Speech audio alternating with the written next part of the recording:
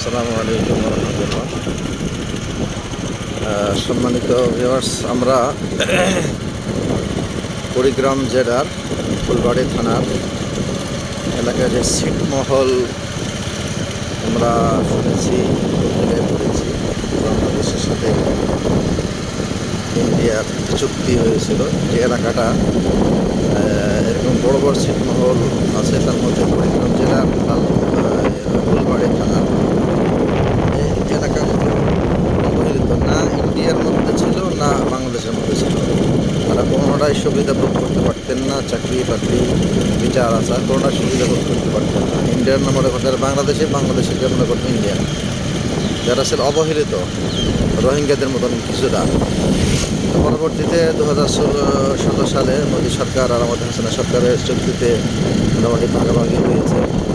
কিছু অংশ বাংলাদেশের মধ্যে থেকে গেছে, কিছু বাংলাদেশের অংশ ইন্ডিয়ার মধ্যে গেছে।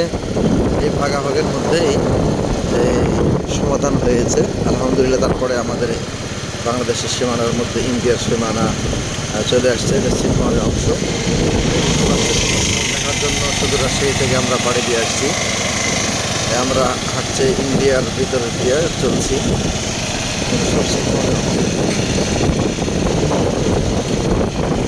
এই ছিল আজকের এই নিউজ।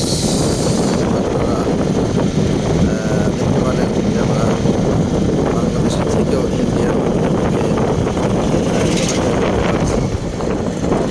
এইগুলো সব সবগুলো ইন্ডিয়ার মধ্যে ছিল।